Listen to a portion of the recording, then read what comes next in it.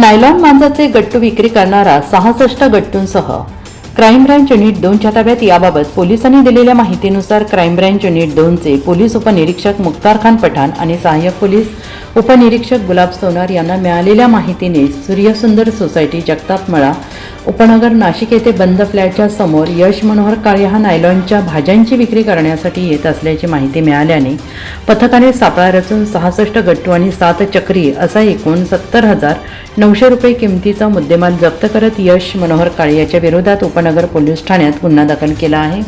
पुढील तपास उपनगर पोलीस ठाण्याचे पोलीस करत आहेत। सदरची कामगिरी पोलीस आयुक्त संदीप कर्णिक, पोलीस उपायुक्त किरण कुमार चव्हाण, सहाय्यक पोलीस आयुक्त संदीप मिटके यांच्या मार्गदर्शनाखाली क्राईम ब्रँच युनिट 2 सहाय्यक पोलीस निरीक्षक हेमंत तोडकर, समाधान हिरे, पोलीस उपनिरीक्षक मुख्तार खान पठाण, सहाय्यक पोलीस उपनिरीक्षक गुलाब सोनार, संजय सानप, चंद्रकांत गवळी, वाल्मिक चव्हाण, मनोज परदेशी, पोलीस अंमलदार जितेंद्र वजिरे आदींनी ही कारवाई केली आहे। NCN न्यूजसाठी रोहन दैनी, नाशिक।